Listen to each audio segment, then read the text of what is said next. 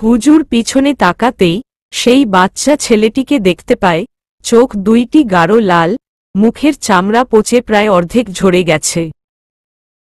পেটের ভিতর সকল মাংস, হাড্ডি আর পাকস্থলী দেখা যাচ্ছে। হুজুর কিছু বুঝে ওঠার আগেই বাচ্চাটি দৌড়ে এসে হুজুরের একটি চোখ তুলে ফেলে। অন্ধকার একটি হইচই করা রুমের ভিতর ঘটে যাচ্ছে অনেক অবাস্তব ঘটনা, যা মানুষ্যরা করে না বিশ্বাস, তবে এই অবিশ্বাস্য ঘটনার পিছনে লুকিয়ে আছে হাজারো বাস্তব রহস্য। দৌড়াদৌড়ি করছে অদৃশ্য কিছু প্রাণ, যা দেখি না আমরা খালি চোখে, তবে তাদের নিয়েই আমাদের সমাজবিধি চলছে। এদিকে হুজুরের চোখ তুলে ফেলার কারণে হুজুর ধরপড় করতে করতে মাটিতে লুটিয়ে পড়ে। প্রিয়া আর সামিয়া হুজুরের এমন অবস্থা দেখে চিৎকার চেঁচামেচি শুরু করে দেয়। এদিকে মায়া জোরে জোরে পৈশাচিকভাবে হাসছে। সামিয়া চিৎকার করতে করতে কিছুক্ষণের মধ্যে সেখানেই জ্ঞান হারায়। এবার প্রিয়া হয়ে যায় একা। প্রিয়া না পারছে মায়াকে কিছু বলতে, আর না পারছে নিজে কিছু করত। প্রিয়া হাউমাউ করতে করতে হঠাৎ খেয়াল করে হুজুর শোয়া থেকে উঠে দাঁড়ায়। প্রিয়া কিছুটা আস্থা পেয়ে দৌড়ে এসে হুজুরের পিছনে দাঁড়িয়ে পড়ে। হুজুর এক চোখের মধ্যে উনার নিজের ব্যাগ থেকে কিছু পাউডার লাগিয়ে দেয়। এইটা চোখ ভালো করার জন্য না, চোখের যন্ত্রণা থেকে বাঁচার জন্য অবশ হওয়ার একটা কিছু। হুজুর আশেপাশে তাকিয়ে দেখে বাচ্চা ছেলেটি রুমে নেই। প্রিয়া উনার পাশে দাঁড়িয়ে আছে আর সামিয়া পড়ে আছে মাটিতে। হুজুর তড়িঘড়ি করে আরও কিছু পাউডার রুমে ছিটকে দেয়, যেন কোনো অশরীরী সেই পাউডার অতিক্রম করে ভিতরে প্রবেশ করতে না পারে। হুজুর আবার মায়াকে প্রশ্ন করে, আমার এক চোখ গেছে তো কি হয়েছে, অন্য চোখ এখনো আছে। তুই যতই চাল চালিস না কেন, আমার থেকে রেহাই পাওয়া অসম্ভব। গত ৩৫ বছর ধরে এই কাজ করে আসছি আমি। এইবার বল, ছেলেটা কে? শুন ২ পয়সার কবিরাজ, এই ঝামেলায় নিজেকে জড়াতে আসিস না, নইলে অনেক ক্ষতি হয়ে যাবে তোর। তোর স্ত্রী সন্তানদের মেরে ফেলব আমি, হা হা হা হা।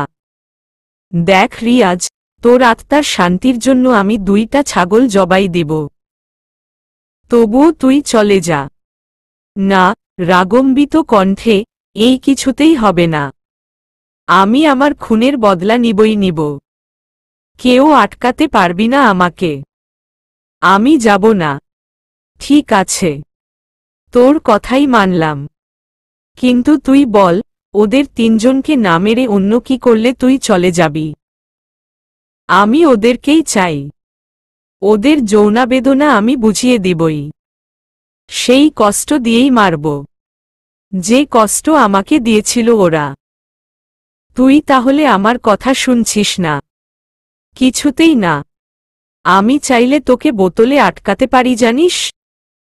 আর সঙ্গে সঙ্গে যদি শুনতে পাস যে তোর পরিবার শেষ, তখন জন্ম মৃত্যু আল্লাহর কাছে। তোকে আমি ভয় পাই না, কিন্তু ওই ৩ জনের মৃত্যু আমার হাতে।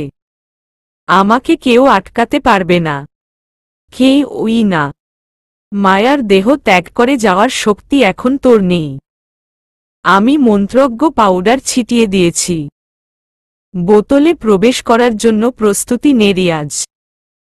হুজুর তার ব্যাগ থেকে একটি বোতল বের করার সঙ্গে সঙ্গে হঠাৎ করেই জানালা খুলে যায়। হুজুর এক চোখে কোনোরকম জানালার দিকে তাকিয়ে দেখে জানালা দিয়ে বাহির থেকে অনেক জোরে বাতাস আসতে থাকে। হুজুর মায়ার দিকে তাকিয়ে কিছু বলার আগেই মায়ার ভিতরে অবস্থান করা রিয়াজের আত্মা বলে উঠে, বলেছিলাম না, আমাকে আটকানোর ক্ষমতা কারো নেই। দেখ, আমার বাকি শক্তিগুলো তোর পাউডার নষ্ট করে দিয়েছে। কি করবি এবার তুই? তোকে তো আমি দেখেই ছাড়ব। বিদায়। এই বলে হঠাৎ মায়া পিছনের দিকে শুয়ে পড়ে। মায়া শুয়ে পড়েনি, মায়ার দেহ থেকে রিয়াজের আত্মা বাহির হয়েছে, যার জন্য মায়া বেহুশ হয়ে পড়ে যায় মাটিতে। এদিকে সামিয়া এখনো জ্ঞান হারিয়ে পড়ে আছে। প্রিয়া শুধু সবকিছু তাকিয়ে তাকিয়ে দেখেছে। হুজুর প্রিয়াকে বলে একটু পানি এনে বাকি দুইজনের মুখে ছিটকে মারে। সামিয়া চোখ মেলেই বাঁচাও বাঁচাও বলে দুই একটা চিৎকার মেরে দেয়। পরে হুজুরের ধমকে চুপ হয়ে যায়।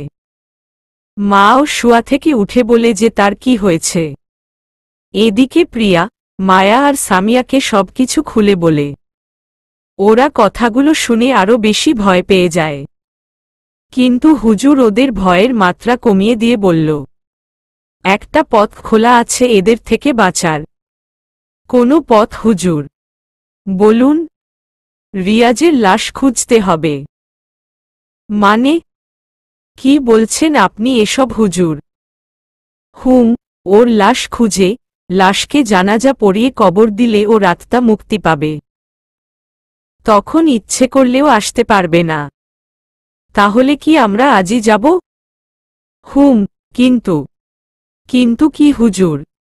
কিন্তু বাকি যে বাচ্চা দুইটা আছে তারা তো থেমে থাকবে না। একটা বাচ্চাকে সেটা জানলা, তাকেও একইভাবে দাপন করলে ঠিক হয়ে যাবে। তবে ছেলে বাচ্চাটি কে হতে পারে? সেটাই তো বুঝলাম না হুজুর। এদিকেও একবার ভাবুন। প্রায় 1 বছর আগে আমরা রিয়াজের লাশ ফেলেছিলাম। এখন ওর লাশ পাব কোথায়? তার ব্যবস্থা করে রেখেছি আমি। রিয়াজকে যেখানে ফেলেছিস সেখানকার এক মুঠো মাটি নিয়ে আসবি, আর ওটাই হবে রিয়াজের লাশ। বুঝলাম। আর বাকি দুইজন? ওদেরকেও তো থামাতে হবে। আচ্ছা শুন, রিয়াজ আর বাচ্চা মেয়েটিকে মাটি দিয়েই মুক্তি করতে পারব। কিন্তু বাচ্চা ছেলেটি, তাকে কি করব? ওর সম্বন্ধে তো আমি কিছুই জানি না। আপনি তো অনেক অলৌকিক শক্তি জানেন। ওভাবে দেখেন না। আমি কোনো মানুষের চেহারা দেখলে তাদের সমস্যার কথা বুঝতে পারি, মন পড়তে পারি, তবে কোনো আত্মাকে নিয়ে পারি না। ওমন শক্তি নেই আমার। এখন উপায় একটা আছে। যেমন বাচ্চা ছেলেটিকে বোতল ভরে রাখব। তবে আগে ওই দুইজনকে আটকাতে হবে, তারপর বাচ্চা ছেলেটি। না হলে ওরা এসে বাধা দিবে। ঠিক আছে, আমরা আজই ঢাকা যাচ্ছি। গিয়ে মাটি নিয়ে আবার এখানে আসব। যাও। হুজুরকে বিদায় দিয়ে প্রিয়া, সামিয়া আর মায়া গাড়িতে বসে পড়ে। মায়া ড্রাইভিং করছে আর বাকিরা বসে আছে। আসার সময় হুজুর ওদের একটা একটা আংটি দিয়েছে আর বলেছে যা কিছুই হোক আংটি যেন না খোলে। হুজুরের কথা মতো ওরা সেম কাজই করল। আংটি আঙুলে পড়েই বের হয়েছে। কুমিল্লা পার হয়ে যখন ওরা কাঁচপুর ব্রিজের উপর উঠে তখন শুরু হয় এক অভিশপ্ত সময়ে। সামিয়ার ফোনে একটা অদ্ভুত নাম্বার থেকে ফোন আসে। সামিয়া নাম্বারটা দেখেই যেন আধমরা হয়ে গেছে। নাম্বারটি ছিল সেই নাম্বার যে নাম্বার থেকে জান্নাতকে কল করা হয়েছিল তার মৃত্যুর আগে। 3063 নাম্বার। সামিয়া ব্যাপারটা বলে মায়া এবং প্রিয়াকে। মায়া বলল, দোস্ত, ফোন ধরিস না, হয়তো কোনো খারাপ কিছু হয়ে যাবে। আমিও তাই ভাবছি, ফোন ধরব না। হঠাৎ ফোনটি অটোমেটিক রিসিভ হয়ে যায় সেইভাবে যেভাবে জান্নাতের ফোন রিসিভ হয়েছিল। মায়া প্রিয়া সামিয়া এবার ভয় পেয়ে ফোন বন্ধ করতে চেষ্টা করে, কিন্তু কিছুতেই ফোন অপ হচ্ছে না। ফোনটাও এখন তাদের বিরুদ্ধতা করছে। সামিয়া অবশেষে ফোনটা ব্রিজের উপর থেকে নদীতে ফেলে দেয়। হারিয়ে যায় ফোন নদীকূলে। কিন্তু ব্যাপারটা এখানেই থেমে গেলে হতো। ঘটনা সেখানেই সীমাবদ্ধ ছিল না। হঠাৎ প্রিয়ার ফোনেও সেই নাম্বার থেকে ফোন আসে। 3063। প্রিয়া নাম্বারটা দেখে এবার নিজেও চোখ বড় করে ফেলে। সামিয়া আর মায়ার দিকে তাকিয়ে প্রিয়াও সেমভাবে ফোনটা ব্রিজের নিচে ফেলে দেয়। ব্রিজে গাড়ির জ্যাম ছিল, যার কারণে তারা অনেকক্ষণ ধরেই ব্রিজের উপর দাঁড়িয়ে আছে। এবার ওদের সন্দেহ মায়ার ফোনেও ফোন আসতে পারে। ফোন আসতেই পানিতে ফেলে দিবে আগে থেকেই পরিকল্পনা করে রেখেছে ওরা। এবার ঘটনা ঘটল উল্টোভাবে। মায়ার ফোনে কোনো কল নাই, সেই ফোনের ভিতর থেকে সেই ভয়ঙ্কর কণ্ঠ ভেসে আসতে লাগল। হা হা হা হা, ভেবেছিস কি আমাকে আটকাবি? কখনোই এই দুঃস্বপ্ন দেখিস না তোরা। আমি ঠিকই আমার হিসাব মিটাব। প্রস্তুত থাক। হা হা হা হা হা। ভয়ঙ্কর সেই হাসির শব্দ ওদের কান জ্বালাফালা করে ফেলছে। মায়া হাসির শব্দ সহ্য করতে না পেরে নিজের ফোনটাও গাড়ির জানালা দিয়ে বাহিরে ফেলে দেয়। প্রচণ্ড রকমের ভয়ের মধ্যে আছে ওরা। এদিকে চারপাশে হর্নের শব্দে ওদের ঘোর ভাঙল। জ্যাম ছুটেছে আরও 10 মিনিট আগে, কিন্তু ওদের হুঁশ যেন নিজেদের মধ্যেই ছিল না। গাড়ি স্টার্ট দিয়ে আবার সামনে এগুতে থাকে ওরা। চলন্ত গাড়ির ভিতর 3 যুবতী মেয়ের পথ চলছে ভয়াবহ এক মুহূর্তে। বুক ধূপ ধূপ করে কেঁপেই যাচ্ছে। নিজেদের হারিয়ে ফেলছে বারবার অজানা কোনো ভয়ের জগতে। ভয়ের জগৎ, সেই ভয়ের জগৎ থেকে বাঁচার জন্যেই তাদের এত আয়োজন। ঢাকার পাশাপাশি আসতেই ওরা দেখতে পায় সামনে রাস্তার মাঝখানে অনেকগুলো লোক দাঁড়িয়ে আছে। সম্ভবত মারামারি লেগেছে রাস্তায়। ওরা গাড়ি রাস্তার একপাশে দাঁড় করিয়ে অপেক্ষা করতে থাকে, কিন্তু ঝামেলা যেন শেষ হবার নয়।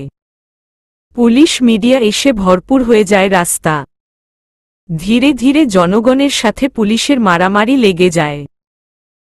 এইটাই বাংলাদেশ, যেখানে বুঝার লোক একটাও না থাকলে অবুঝ করে দেওয়ার লোক হাজারো আছে। মায়া কিছুক্ষণ পর পর গাড়ির স্টার্টিংয়ের মধ্যে থাপড়াতে থাকে। কখন ঝামেলা শেষ হবে আর কবে তারা পৌঁছাবে সেই সাভারের পাশাপাশি। এদিকে হঠাৎ ওদের গাড়ির মধ্যে একটা পাথর উড়ে আসে। মারামারি মধ্যে থেকে কে যেন পাথর মেরেছে। হয়তো নিশানা সঠিক ছিল না, তাই পাথরের আঘাতে ওদের গাড়ির কাঁচ ভেঙে যায়। মায়ার মাথা গরমে আগুন। 6,42,000 টাকা দামের গাড়ি ওর। ও না পেরে গাড়ি থেকে বাহির হয়। বের হয়ে রাস্তার পাশ থেকে আরেকটা পাথর নিয়ে ছুঁড়ে পারে সামনের মারামারি করা লোকদের উপর। মায়ার ছুঁড়া পাথরটি গিয়ে পড়ে এক ছেলের মাথায়। ছেলেটি দেখতেও গাঞ্জাখোরের মতো, ঠিক তানিমের মতো, যে তানিম চোর রিয়াজের গল্প কপি করে ওর নামে চালায়। তানিম ছেলেটিকে দেখলেই গাঞ্জাখোর সেই ছেলেটিকে কল্পনায় আনা যাবে। ছেলেটির গায়ে পাথরটি পড়ার সাথে সাথে মাথা ফেটে যায় ছেলেটি। এবার ছেলেটি রেগে গিয়ে মায়ার দিকে দৌড়ে আসতে থাকে। গাড়ির ভিতর থেকে প্রিয়া চিৎকার দিয়ে বলতে লাগল গাড়িতে ওঠার জন্য। মায়া প্রিয়ার ডাকে গাড়ির দরজা খুলে ভিতরে প্রবেশ করার আগেই ছেলেটি এসে মায়াকে এক ধাক্কায় মাটিতে ফেলে দেয়। রাস্তার পাশে মাটির ধুলোয় মায়ার মুখ নাজেহাল অবস্থা। সামিয়া গাড়ি থেকে নেমে ছেলেটিকে এক ধাক্কা দিয়ে ফেলে দেয় রাস্তায়। এদিকে প্রিয়া মায়াকে ধরে গাড়িতে তুলে ফেলে। তবে এখানে অনেক বড় একটা ঘটনা ঘটে যায়, যা তারা খেয়ালই করেনি। সামিয়া যখন ছেলেটিকে ধাক্কা দেয়, তখন ছেলেটির হাতের ধাক্কায় মায়ার আঙুল থেকে আংটিটা পড়ে যায়। মায়া আর প্রিয়া সামিয়াকে ডাকতে লাগল। সামিয়া গাড়িতে যেই উঠতে যাবে, তখনই পড়ে থাকা ছেলেটি সামিয়ার ওড়না ধরে টান দেয়। নিমিষেই সামিয়া পড়ে যায় রাস্তায়। ছেলেটা এক লাফ দিয়ে রাস্তা থেকে উঠে দাঁড়ায়। সামিয়া জোরে জোরে চিৎকার দিতে থাকে, বাঁচাও বাঁচাও। কিন্তু এর মধ্যেই ছেলেটি পিছন থেকে একটা ধারালো ছুরি বের করে গাড়ির দিকে এগুতে থাকে। মায়া ভয় পেয়ে গাড়ি স্টার্ট দিয়ে সামনে 30 হাত দূরে চলে যায়। এদিকে সামিয়া পড়ে থাকে মাটিতে। ওই ছেলেটা দৌড়ে এসে ঝাঁপিয়ে পড়ে সামিয়ার উপর। তখনই চারপাশে থাকা লোকজন ছুটে আসে ওদের দিকে। জনগণ পুলিশকে হামলা করে তাড়িয়ে দেয়। কিন্তু মাঝরাস্তায় একটি মেয়ের উপর একটা ছেলে এভাবে পড়ে থাকতে দেখে বিনোদন পেতে থাকে সবাই। মিডিয়ার লোক এসে ভিডিও রেকর্ড শুরু করে। অনেক ছেলেরা ক্যামেরা চালু করে ফোনেও ভিডিও করতে শুরু করে। মায়া আর প্রিয়া গাড়ি থেকে নেমে আসলেও জনগণের ভিড়ের কারণে ভিতরে প্রবেশ করতে পারছে না। এদিকে ছেলেটি সামিয়ার উপর ঝাঁপিয়ে পড়ার সাথে সাথেই ছেলেটির হাতে থাকা ছুরিটি সামিয়ার ঘাড়ের একপাশে ঢুকে যায়। ছেলেটি যেন দেখেও দেখেনি। সামিও ছেলেটিকে বাধাও দিতে পারছে না। কিভাবে বাধা দিবে, ওর তো শুধুমাত্র চোখটাই খোলা, আর বাকি সব শক্তি উধাও হয়ে যায় ছুরির আঘাতে। সামিয়া চারপাশ দেখতে পারছে। সবাই যে ভিডিও করতে ব্যস্ত তাও বুঝতে পারছে, তবে কিছুই করার নেই। শুধু ভাবছে এমনটাই হয়তো ওর সাথে হওয়ার ছিল। এই কথাটা ভাববার পিছনেও রহস্য জুড়ে আছে। তা হচ্ছে, সামিয়া স্পষ্ট বুঝতে পারছে ওর উপরে পড়ে থাকা ছেলেটির চোখ লাল হয়ে আছে। মাথা ফাটার কারণে ঠিক রিয়াজের মতোই দেখাচ্ছিল। তবে এইটা শিওর হওয়ার আগেই ছেলেটি বলে উঠল, বলেছিলাম না, আমাকে আটকাতে পারবি না। প্রকৃতি আমার সহায় হয়েছে। দেখ এবার কি হয়। ওটা রিয়াজ।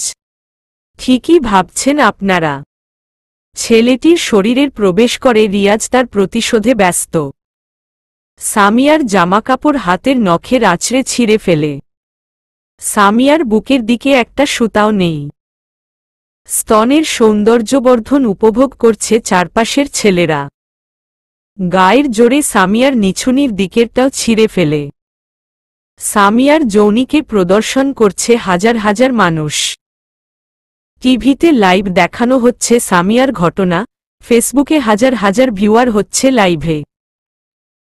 সামিয়ার অর্ধনগ্ন দেহ উপভোগ করছে পুরো বাংলার এপার ওপারের মানুষরা। ভাইরাল হয়ে যায় মাত্র কয়েক মিনিটে সব। এই দোস্ত দেখ, এইটা আমাদের কলেজের সামিয়া না? আরে তাই তো। এই তোরা কে কোথায় আছিস, জলদি দেখে যা। সামিয়াকে কে যেন রাস্তায় ফেলে ধর্ষণ করতেছে। সামিয়ার কলেজে শুরু হয়ে যায় তোলপাড়। সামিয়ার আব্বু টিভিতে নিউজ দেখছিল। হঠাৎ নিজের মেয়েকে এই অবস্থায় দেখে তিনি হার্ট অ্যাটাক করে বসেন। সামিয়ার পরিবারের সবাই সামিয়াকে এই অবস্থায় দেখে যাচ্ছে। মনে কি ফিল হচ্ছে তা আমি লিখে বুঝাতে পারবো না, আপনি নিজেই ফিল করে দেখুন। এদিকে রাস্তায় সামিয়াকে অর্ধনগ্ন করে 2 মিনিট ধর্ষণ করে ছেলেটি। ছেলেটি, তবে ওর ভিতর থাকা রিয়াজের আত্মাই তুলে নিচ্ছে তার প্রতিশোধ। মানুষের ভিড়ের ভিতর আসতে না পেরে প্রিয়া আর মায়া বাহির থেকে সামিয়া সামিয়া বলে চিৎকার করে গলা ফাটাচ্ছে। এদিকে রাস্তায় সামিয়াকে অর্ধনগ্ন করে 2 মিনিট ধর্ষণ করে ছেলেটি। ছেলেটি, তবে ওর ভিতর থাকা রিয়াজের আত্মাই তুলে নিচ্ছে তার প্রতিশোধ। মানুষের ভিড়ের ভিতর আসতে না পেরে প্রিয়া আর মায়া বাহির থেকে সামিয়া সামিয়া বলে চিৎকার করে গলা ফাটাচ্ছে। মায়া আর প্রিয়ার চিৎকার মানুষের ভিড়ের মধ্যেই আটকা পড়ে যায়, পৌঁছায়নি আমজনতার কানে। সবাই উপভোগ করছে সামিয়ার ধর্ষণীয়। কিছুক্ষণ পর রিয়াজের আত্মা ছেলেটির দেহ ছেড়ে দেয়। ছেলেটিও অজ্ঞান হয়ে পড়ে সামিয়ার উপর। একজন এসে সামিয়ার নাকে হাত দিয়ে দেখে সামিয়ার মৃত্যু হয়ে গেছে। এবার সবাই অজ্ঞান থাকা ছেলেটিকে পিটিয়ে সেখানেই মেরে ফেলে। ব্রেকিং নিউজে খবর বের হচ্ছে সামিয়া হত্যার পিছনে যাদের হাত আছে তাদের বিচার চাই। খুব সুন্দর করে বাঙালিরা গরম করতে পারে, সমাধানের বেলায় সবাই মজাটাই নিতে জানে। যদি কাশ্মীরের পর বাংলাদেশে মুসলিমদের অত্যাচার শুরু হয় তবে ঠিক এমনি হবে। সবার সামনে মুসলিম হত্যা হবে, অথচ কেউ এগিয়ে আসবে না। আর অন্যদিকে সোশ্যাল মিডিয়াতে একের পর এক প্রতিবাদী নিউজ বের হবে, মুসলিম হত্যার বিচার চাই। বুঝি না বাঙালি এমন কেন? বাঁশ খাওয়ার আগে বলবে বাঁশটির সবুজ কালার খুবই সুন্দর, বাঁশ খাওয়ার পর বলবে দারুণভাবে লেগেছে রে, উফফ কি ব্যথা। এদিকে সামিয়ার মৃত্যুর পর আতঙ্ক হয়ে আছে প্রিয়া আর মায়া। ঘটনাস্থল থেকে পুলিশ এসে ২-৪ জনকে গ্রেপ্তার করে নিয়ে গেছে। ব্যাস, ঘটনা এখানেই শেষ। পাবলিকের উপভোক্তা কেউ চোখেও তুলে দেখেনি। কিছুদিন হইচই হই কবি নীরব। মায়া আর সামিয়া এই ঘটনার পর আর সাভারে যায়নি মাটি নিয়ে আনতে। ভয় ভয় কাটিয়ে দেয় আরও ২টি দিন। ২ দিন পর ওরা মাটি আনার সিদ্ধান্তে আসে। এরপর গাড়ি নিয়ে ছুটে চলেছে আবার মাটির উদ্দেশ্য। রিয়াজকে যেখানে ফেলেছে সেখানে গিয়ে এক থলি মাটি ওরা সংগ্রহ করে নেয়। থলি সহ মাটি নিয়ে আবার রওনা হয় নোয়াখালী। সাথে কোনো নতুন ফোন নেয়নি ওরা। হয়তো ৩০৬৩ নাম্বার ওয়ালা ফোন থেকে আবার যদি ফোন চলে আসে। ভয়ের উপরে যদি কোনো ভয় থাকে তা হলো জীবনের ভয়। প্রেমিক প্রেমিকাকে ডায়লগ দেয়, তোমারে না পাইলে আমি মইরা জামু, চইলা জামু, হারাইয়া জামু অজানা দেশে। হুদাই এসব ডায়লগ মেরে ছেলে মেয়েদের মনটাই গলানো। একবার বলে দেখেন মরার জন্য, দেখবেন উত্তর আসবে তুমি আমাকে ভালোবাসো না, তাই তো মরার কথা বলছো, যাহহ তোর লগে ব্রেকআপ। সাথে সাথে ছোটখাটো একটা ডিভোর্সও দিয়ে দিবে, মানে ব্লক করে দিবে ফেসবুক অ্যাকাউন্ট। এই হচ্ছে আধুনিক যুগের প্রেম। আরে ভাই, প্রেম করবেন তো তাকে পাওয়ার জন্য করেন। নিজেকেই যদি শেষ কইরা দেন তাইলে বুঝা যায় কি? আপনি নিজেকেই ভালোবাসতে পারেন না, তো তাকে কিভাবে ভালোবাসবেন? এদিকে মায়া ড্রাইভিং করতে করতে চোখে ঘুম লেগে এসেছে। প্রিয়া চালাবে বলছে, কিন্তু মায়া বারণ করেছে যে সেই চালাবে। মায়ার মনে ভয়, যদি প্রিয়ার হাতে কিছু হয়ে যায়। নিজের উপর নিজেই নির্ভর করে গাড়ি চালাচ্ছে। অবশেষে কবিরাজের বাড়িতে এসে পৌঁছায় তারা ৫ ঘন্টা পর। এসেই তাড়াহুড়া করে গাড়ি থেকে নেমে পড়ে মায়া আর প্রিয়া। দৌড়ে আসে কবিরাজের বাড়ি। কিন্তু তাদের শেষ ভরসাটুকুও রইল না। ওরা যেদিন বাড়ি থেকে বের হয়েছিল সেদিন রাতেই কবিরাজকে কে যেন মেরে ফেলেছে। তাও স্বাভাবিকভাবে মারেনি, পুরো দেহ মাটিতে পুঁতে শুধুমাত্র মাথাটা উপরে রেখে দিয়েছিল। লোকমুখে শোনা যায় কবিরাজের দুটো চোখই ছিল না। মায়া আর প্রিয়া কান্না জুড়ে দেয় সেখানেই। ওদের শেষ যে পথ ছিল এখন তো সেটাও বন্ধ হয়ে গেছে। কি করবে ওরা? কিভাবে বাঁচাবে নিজেদের? তারাও কি বলি হবে রিয়াজের? নিরুপায় হয়ে আবার ঢাকা চলে আসে প্রিয়া আর মায়া। কি থেকে কি করবে তা ওদের অজানা। রিয়াজের হাত থেকে কি তারা বাঁচতে পারবে না? কেটে যায় আরও কয়েকদিন। হাতের আংটি খুলেনি বলেই হয়তো এতদিন তারা স্বাভাবিক আছে। মায়া আর প্রিয়া হঠাৎ মনে করে সেই কবিরাজের কথা, যে কবিরাজ সামিয়াকে সাহায্য করেছিল। অনেক কষ্টে খোঁজ খবর নিয়ে ওরা জানতে পারল এই কবিরাজ এখনো বেঁচে আছে। কিন্তু মায়া আর প্রিয়া উনার কাছে কোনো মুখ নিয়ে যাবে, কোনো পরিচয় দিবে। ভাবতেই মায়া বলল, প্রিয়া, আমরা যদি উনার কাছে যাই তবে উনি আমাদের এমনি চিনতে পারবে, কারণ সামিয়া হয়তো আমাদের কথা আগেও বলেছিল। উনি সামিয়াকে হেল্পও করেছে। তা ঠিক, কিন্তু একটা কথা, আত্মা ছেলেটি কে আমরা কিন্তু এখনো জানতে পারিনি। সেটা এই কবিরাজের থেকে জেনে নিব। তাহলে কি শিওর যাচ্ছিস? জীবন বাঁচাতে হলে যেতে তো হবেই বল। ওকে চল। মায়া আর প্রিয়ার যে বলা সেই কাজ। অমনি রওনা দেয় রংপুর। অনেক কষ্টে কবিরাজের ঠিকানা বের করে ওরা কবিরাজের বাসায় যায়। কবিরাজ তাদের দেখতেই বলল, আমি জানতাম তোমরা আসবেই। জি, ঠিক বুঝলাম না। তোমাদের সাহায্যকারী একমাত্র আমিই আছি।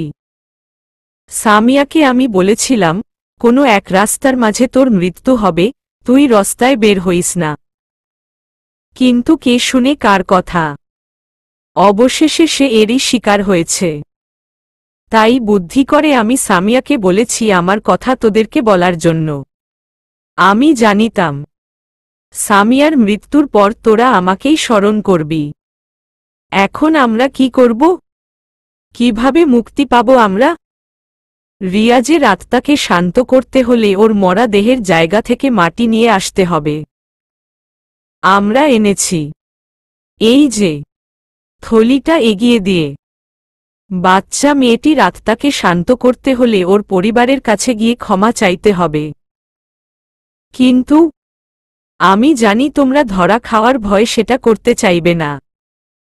তাহলে শুনো, তোমরা বাচ্চা মেয়েটির বাসায় গিয়ে বলবে যে ময়লার জায়গায় ময়লার বস্তা ফেলার জন্য তোমরা গাড়ি নিয়ে গিয়েছিলে। তারপর ওই বাচ্চাটি সেখানে ময়লার বস্তার ভিতর পড়ে মারা যায়। তোমরা চিকিৎসাও করেছিলে, তবে বাঁচাতে পারোনি। আর এর জন্য ক্ষমা চাইবে তোমরা। যদি ক্ষমা না করে, মেয়েটি মারা গেছে, তাও প্রায় বছরের উপর হয়ে গেছে। এখন ওরা ক্ষমা করবেই। আর বাচ্চা ছেলেটি? তার আত্মাকে শান্ত করতে হলে সানজিদা বেগমের কাছে যেতে হবে। মানে? উনি তো আমাদের কলেজের ঝাড়ুদার। গত 5 মাস থেকে উনি কলেজে আসছেই না। উনার কাছে যাওয়ার কারণ কি? বাচ্চা ছেলেটি সানজিদা বেগমের ছেলে। ঠিক বুঝলাম না। তোমরা সানজিদাকে লোভ দেখিয়ে মুখ বন্ধ করতে চেয়েছ, তাই না? কিন্তু এর জন্য সানজিদা নিজের ছেলেকেই হারিয়েছে। যখন তোমরা উনাকে ভয় দেখিয়ে বা লোভ দেখিয়ে চুপ করিয়ে রেখেছ, উনি চুপই ছিল। তবে রিয়াজের মৃত্যু উনি সহ্য করতে পারেনি। উনি জানে তোমরাই ওর খুনি। কিন্তু পাশাপাশি নিজেকেও খুনি ভেবে নিয়েছিলেন সানজিদা বেগম। সামলাতে না পেরে উনি শেষে চাকরিটাই ছেড়ে চলে যায় নিজের বাড়ি। তোমাদের দেওয়া টাকা ওদের সংসারে বেশি দিন টিকেনি। মাত্র 1 মাস যাওয়ার পরেই উনার ছেলে খাবারের কষ্টে মারা যায়। খাবার পায়নি তা নয়, ছেলের আগে থেকেই রোগ ছিল। তার উপর পুষ্টিকর খাবার না পেয়ে, ঠিকমতো মেডিসিন নিতে না পেরেই পাড়ি জমায় ওপারে। সানজিদাও কাজকর্ম হাতে পায়নি। ছেলের মৃত্যুতে অসুস্থ হয়ে পড়ে সানজিদা বেগম। উনার ছোট মেয়ে ভিক্ষা করে দিনে 60 থেকে 70 টাকা পায়। মেয়ের মাত্র 6 বছর। এতটুকু একটা মেয়ে ভিক্ষা করে 6070 টাকা এনে ডাল ভাত খায়। পেট তো ভরেই না, উল্টো খাবার নিয়ে মারামারি হয়ে যায় মা মেয়ের। কোনো রকম জীবনটা বাঁচিয়ে রেখেছে ওরা। আর এর পিছনে সবথেকে বড় হাত তোমাদের। শুধুমাত্র একটা কাজের জন্য তোমরা কয়টা প্রাণ বিপদবহুল করেছ, সেটা তোমাদের আইডিয়া নেই। মায়া আর প্রিয়া কান্নাকাটি শুরু করছে। কিন্তু এখন আর এসব করে লাভ কি? ওরা তো পাপ করতে করতে এতই বেশি পাপ করে ফেলেছে যে ওদের বেঁচে থাকার কোনো মানেই হয় না। কিছুক্ষণ পর মায়া বলল, সানজিদার কাছে গিয়ে আমরা কি করব বলে দিন প্লিন। উনার কাছে গিয়ে উনাদের দায় ভার নিতে হবে। নিজের মা আর বোনের সুবিধা দেখলে বাচ্চা আত্মাটি মুক্তি পেয়ে যাবে। তবে সারা জীবন এর জন্য তাদের চালাতে হবে তোমাদের। আর নয়তো নিজেরাই সারা জীবনের জন্য পৃথিবী ত্যাগ করো। না, আমরা সানজিদার সব ভরণ পোষণ করব। তার মানে কি এখন আমরা সম্পূর্ণ অভিশাপ মুক্ত? না, থলি ভর্তি এই মাটি আমি কবর দিয়ে ফেলব। তবে রিয়াজের আত্মা এতে হার মানবে না। সে তখনও তোমাদের ক্ষতি চাইবে। বাকি দুই পরিবারকে তোমরা শান্ত করতে পারলে তবেই রিয়াজের আত্মা চলে যাবে। ঠিক আছে, আমরা তাহলে ঢাকা চলে যাচ্ছি। হুম, সাবধানে। আর একটা কথা। জি বলুন। 3063 একটা নাম্বার আছে, ওটার রহস্য জানো? আরে, ভুলেই গিয়েছিলাম। হুম বলুন, ওটা কার নাম্বার? কারো নাম্বার না, ওটা হচ্ছে রিয়াজের সিট নাম্বার। যেমন, অনেক আশা নিয়ে রিয়াজ কলেজে এসেছিল, নিজের একটা পরিচয় গড়বে বলে। সারাদিন সে তার সিট নাম্বারের দিকে তাকিয়ে থাকত, শুধুমাত্র একটা কথাই ভাবত, এই সিট থেকেই আমি অনেক দূরে যাব, তখন আমার সিট হবে সবার উপর। শুরু হোক 3063 সিট থেকেই। কিন্তু তোমরা তো ওর সিট না, তাকেও ধ্বংস করে দিয়েছ। তাই রিয়াজ তার স্বপ্নের সিঁড়ির সেই নাম্বার অনুযায়ী তোমাদের ফোন দিচ্ছে। হুম, বুঝেছি, আরও ভয়ার্ত কণ্ঠে। ঠিক আছে, এবার যেতে পারো। ওকে। প্রিয়া আর মায়া সোজা গিয়ে পৌঁছায় বস্তির মধ্যে। অনেক খুঁজাখুঁজি করে বাচ্চা মেয়েটির বাসা বের করে, কিন্তু এসেই তারা বর্ষর একটা ধাক্কা খায়। গত পরশু ওর পরিবারের সবাই বস্তি ছেড়ে চলে যায়। এবার প্রিয়া আর মায়া করবেটা কি? যদি তাদের খুঁজে না পায়, তবে তারা ক্ষমা চাইবে কি করে, কিভাবে মুক্তি দিবে সেই আত্মা মেয়েটিকে? অনেক খুঁজাখুঁজি করেও মিলেনি মেয়েটির পরিবার। হয়তো পড়ে আছে কোনো রেল স্টেশনের পাশে, নয়তো পড়ে আছে কোনো ময়লা আবর্জনার অবস্থানে। কিন্তু এত বড় এক শহরে ওদের খুঁজবে কোথায় তারা? সময় যত যাচ্ছে, মৃত্যুর চাহনি ওদের দিকেই এগিয়ে আসছে। ব্যস্ত শহরের ব্যস্ত মানুষের ভিড়ে হারিয়ে যাচ্ছে জীবনের মূল্যবান সময়গুলো। মায়া আর প্রিয়া নেমে পড়ে রাস্তায়। যদিও ওদের চিনে না, তবে বস্তির লোকদের থেকে কয়েকটা ফটো সংগ্রহ করে নেয় তারা। খুঁজতে খুঁজতে অবশেষে ক্লান্ত হয়ে পড়ে। দুপুরবেলার রোদ্রের তাপ চুষে নিচ্ছে ওদের শক্তি। পুরপুরিভাবে ক্লান্ত হয়ে অবশেষে একটা নদীর পাড়ে এসে বসে পড়ে। পাশেই একটা ফুচকার দোকান দেখতে পায়। মায়া হাঁক চেঁচিয়ে বলল, মামা, 2 প্লেট ফুচকা দিন তো।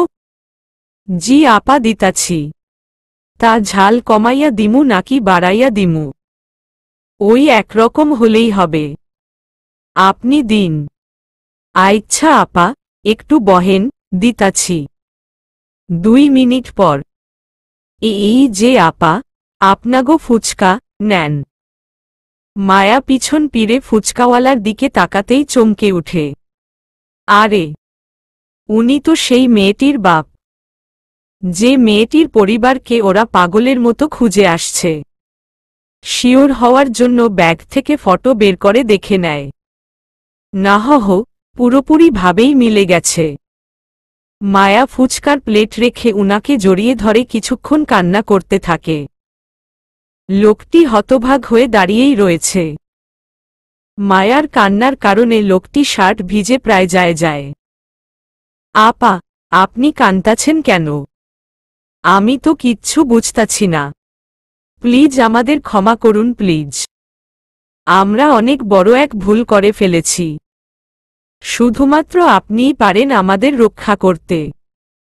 কান্না করতে করতে কথাগুলো বলছিল। আপনাদের আমি দেখলামই এই প্রথম। কি হইছে আমারে খুইলা কইবেন? আগে বলুন আমাদের ক্ষমা করে দিবেন? ঠিক আছে মা, আমি ক্ষমা কইরা দিমু। এখন কও কি হইছে? আসলে আমরা ভুল করে ময়লার বস্তা ফেলতে গিয়ে আপনার মেয়ের উপর ফেলে দিয়েছিলাম। আপনার মেয়ে সে ময়লার বস্তার ওজন না নিতে ফেরে মারা যায়। আমরা হসপিটালেও নিয়ে গেছিলাম, কিন্তু বাঁচাতে পারিনি। এরপর থেকে আপনাদের অনেক খুঁজেছি আমরা। প্লিজ, আমাদের ক্ষমা করুন প্লিজ। মায়ার কথাগুলো শুনে লোকটির মুখ মেঘাচ্ছন্ন হয়ে যায়। পুরো মুখে নেমে আসে এক অন্ধকার। রাগ করার মতো ভাব নিয়ে লোকটি নদীর পাড়ে গিয়ে দাঁড়ায়। মায়া আর প্রিয়া দাঁড়িয়ে দাঁড়িয়ে কান্না করছে, আর লোকটির দিকে হাত জোড় করে তাকিয়ে আছে। লোকটি নদীর পাড়ে গিয়ে গলা থেকে গামছাটা হাতে নেয়। এরপর মুখের ঘাম মুছে একটা স্বস্তির নিঃশ্বাস ফেলে বলতে লাগল, আপা, আমরা গরিব মানুষ, ঠিকমতো খাইতে পারি না। আমার মাইয়াডা খুব মায়াবী ছিল। আমারে যখন আব্বা আব্বা কইয়া ডাক দিত, আমার কলিজাডা পুরা ঠান্ডা হইয়া যাইত। একদিন হঠাৎ কইরাই আমার মাইয়াডারে আমরা হারাইয়া ফেলছি। জানেন আপা, মাইয়া আমার অনেক চটু ছিল, চালাক যাকে বলে। খালি অভিনয় কইরা কইতো, আব্বা, আইজকা আমার লাইগা চকলেট নিয়া আইসেন, তুমি হকগুলের থেইকা ভালা, আমি জানি তুমি না করবা না। আমার মায়ার এমন ঢং কথা শুনলে মনডা চাইতো ওরে কলিজায় ভইরা রাইখা দি। টাহা পয়সা ছিল না আমার কাছে। দিন আইনা দিন খাইতাম, চকলেট কিন্না দিতাম বাকি রাইখা। এখন এই দোকানটা অনেক কষ্ট কইরা দিছি, কোনো রকম চলতাছে আমার সংসার। এখন আমার পকেটে চকলেটের টাকা থাকে আপা, শুধু যে খাওনের লাইগা অভিনয় করত, আমার সেই মায়াডাই নাই। কথাগুলো বলেই লোকটি গামছা চোখে রেখে কান্না করতে থাকে। উনার সাথে মায়া আর প্রিয়াও কান্না জুড়ে দেয়। পরিস্থিতি হিসেবে মায়া আর প্রিয়া দৌড়ে গিয়ে লোকটির পায়ে পড়ে। লোকটি চমকে উঠেই নিচের দিকে তাকায়। এরপর মায়া বলে, প্লিজ, আমাদের মাফ করুন। আমাদের অজান্তে আমরা অনেক বড় পাপ করে ফেলেছি। প্লিজ, দয়া করুন আমাদের। আরে কি কইতাছ, আমার একটা মাইয়া গেছে তো কি হইছে, আর দুইটা মাইয়া তো পাইছি আমি। আইজকা হইতে তোমরাই আমার মাইয়া। মায়া আর প্রিয়া লোকটিকে জড়িয়ে ধরে কান্না করতে থাকে। তাদের ঠিক বাম পাশের একটি গাছের উপর থেকে বাচ্চা আত্মাটি মুচকি হাসি দিয়ে বলে উঠল, হি হি হি হি, আব্বায় তো আমার জায়গা ওগরে দিয়া দিছে, আমি তাগরে কেমনে মারুম। বলেই বাচ্চাটি চলে যায় তার ঠিকানায়। মুক্তি পায় একটি অভিশপ্ত আত্মা। এদিকে মায়া আর প্রিয়া লোকটির সাথে কিছুক্ষণ সময় কাটিয়ে দেওয়ার পর চলে যায়। এবার ওদের লক্ষ্য সানজিদার দায় ভার নিতে। রাস্তার মাঝে আসতেই জ্যাম পড়ে যায় রাস্তায়। গাড়ি অনেকক্ষণ দাঁড়িয়ে আছে। এদিকে জ্যাম ছুটার কোনো নাম নিশানা নেই। হঠাৎ একটি ছেলে জানালা দিয়ে হাত পেতে বলল, 2টা টাকা দিবেন? আরে যাহহ, কোথা থেকে যে আসে এসব ভিক্ষুক। আপা, আমার খিদা লাগছে, এক বেলা ভাত খামু, দেন না কয়টা টাকা। প্রিয়া এবার মেজাজ খারাপ করে ছেলেটির দিকে তাকায়। প্রিয়া সেদিকে তাকাতেই এক চিৎকার মেরে উঠে। প্রিয়া চিৎকার দেওয়ার পিছনে কারণ হচ্ছে, কবিরাজের চোখ যে তুলে নিয়েছে, আর রিয়ার যৌনি দিয়ে যে ছেলেটি একটি রড দিয়ে আঘাত করেছে, এইটা সেই ছেলেটা। প্রিয়ার সাথে সাথে মায়া নিজেও ভয় পেয়ে যায়। প্রিয়া ভয় জানালা বন্ধ করে দেয়। কিন্তু মায়া সেটা না করে গাড়ির দরজা খুলে দৌড় দেয় সামনের দিকে। এমন সময় রাস্তার সবুজ বাতি জ্বলে ওঠে, অর্থাৎ জ্যাম খুলে গেছে। প্রিয়া জোরে এক চিৎকার দেয় মায়া বলে, এতক্ষণে সব শেষ। একটা গাড়ি মায়াকে ধাক্কা দেওয়ার সাথে সাথে মায়া পিছনে গিয়ে ধাক্কা খায় আরেকটা কাচের গাড়ির সাথে। নিজেকে ঠেকাতে গিয়ে কাচের মধ্যে হাত দিয়ে ফেলে, কিন্তু নিজেকে ঠেকাতে পেরেছে ঠিকই। এর পরিবর্তে উল্টো এক কাজ হয়ে গেছে। মায়ার হাত কাচের আঘাতে কেটে গেছে। প্রায় 4টা আঙুল কেটে পড়ে যায় রাস্তায়। এর মধ্যে আংটি থাকা সেই আঙুলও কেটে পড়ে যায়। মায়ার রক্তাক্ত হাত নিয়ে পীরে আসলেই হয়তো বেঁচে যেত, কিন্তু তা আর হয়ে ওঠেনি। 47 মিনিটের জ্যাম থেকে তেরে আসা গাড়ি তাকে পিষিয়ে ফেলে রাস্তায়। এক এক জায়গায় পড়ে আছে মায়ার এক একটা শরীরের টুকরো। জামা কাপড় ছিঁড়ে রক্তাক্ত হয়ে গেছে ওর প্রতিটি অং। শেষ মায়া। মুছে গেছে মায়ার অস্তিত্ব। পাপের সাজা ঠিকই পেয়েছে সে। এবার বাঙালির কাজ শুরু। ব্রেকিং নিউজ, আজ বিকেল 5 ঘটিকা, মাতাল এক মেয়ে গাড়ির নিচে পড়ে নিহত হয়। অনেক নেশা করার ফলে নিজের সেন্স ছিল না। গুজব গুজব গুজব, একবার একরকম গুজব ছড়ানো শুরু হয়ে যায়। প্রিয়া বুঝতে পেরেছে ও আর বাঁচতে পারবে না। ওর সাথে 7 জনকে কেড়ে নিয়েছে সে। এবার তাকেও নিয়ে যাবে। প্রিয়া আর সহ্য করতে না পেরে নিজের রুমে এসে দরজা বন্ধ করে দেয়। এরপর ফ্যানের সাথে নিজের ওড়না বেঁধে নিজের গলায় নিজেই ফাঁসি দেয়। ফাঁসি দেওয়ার আগে একটা চিঠি রেখে যায়। আমার মৃত্যুর কারণ আমি নিজেই। ইচ্ছাকৃতভাবে যদি ফাঁসি না দিতাম, তাহলে হয়তো পুরো দেশের সামনে আমার মৃত্যু হতো। সে আমাকে একটি খারাপ মেয়ে হিসেবে তুলে ধরত। সবার সামনে আমাকে ধর্ষতা মেয়ে প্রমাণ করত। তাই নিজের ইচ্ছায় আমি নিজেই ফাঁসি দিলাম। শুধু যাওয়ার আগে সবার কাছে একটা মেসেজ দিতে চাই। জীবনে যাই করো না কেন, কখনো কাউকে দুর্বহ ভেবে কিছু করো না। হতে পারে তার এই দুর্বলতার সাথে তোমার হাজারো শক্তি টিকে থাকতে পারবে না। তার ক্ষতি করতে গিয়ে হয়ে যাবে হয়তো কিছু নির্দোষ মানুষের। তারাও তোমার শক্তিকে নিয়ে নিবে হাতের মুঠোয়। বাঁচাও বাঁচাও বাঁচাও বাঁচো। কলেজের সবাই দৌড়ে আসে হোস্টেলের একটি রুমের সামনে। দরজা ভেঙে সবাই ভিতরে প্রবেশ করতে দেখতে পায় মায়া, সামিয়া, রিয়া, তানিয়া, সুমাইয়া, পিঙ্কি, প্রিয়া আর জান্নাত ঘাবড়ে আছে।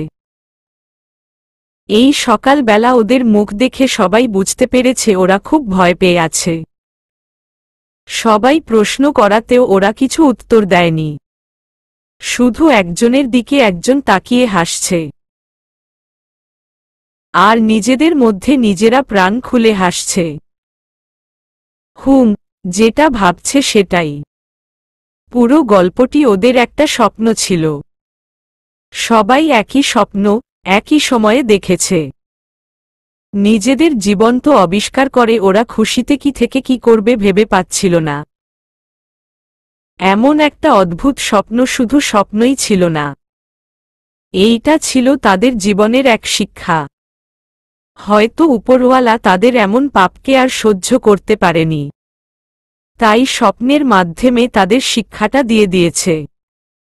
এখন ওরা কোনো ছেলে মেয়েকে ছোট করে দেখে না, সবার সাথে ভালো ব্যবহার করতে শুরু করে। কলেজের প্রতিটি মানুষ এখন তাদের খুব ভালোবাসে। যে 8 জনকে আগে সবাই ঘৃণার চোখে দেখত, এখন তাদের ভালোবাসতে কারোই ভাবতে হচ্ছে না। সবাই অবাক হয়েছিল তাদের হুট করে এমন ব্যবহার দেখে। ছোট বড় সবাই এখন তাদের বন্ধু। এদিকে হঠাৎ জান্নাত বলে উঠল, দেখ দেখ, এইটা ওই ছেলেটা না, যাকে আমরা স্বপ্নে আবিষ্কার করেছিলাম? আরে তাই তো, চল তাকেও আমাদের সাথে নিয়ে নি। এখন ও হচ্ছে আমাদের ফ্রেন্ড। রিয়া বলল, এই যে রিয়াজ ভাইয়া, কেমন আছেন? জি ভালো। সরুন, আমাকে জায়গা দিন, ক্লাসে যাব। বাহ, স্বপ্নে দেখা সেই সাদা সিধে ছেলেটাই তো। কাটেনি বেশিদিন রিয়াজের সাদা সিধে ভাব। এখন কলেজের সবচেয়ে স্মার্ট ছেলে রিয়াজ, আর ওর গার্লফ্রেন্ড মায়া। সমাপ্ত।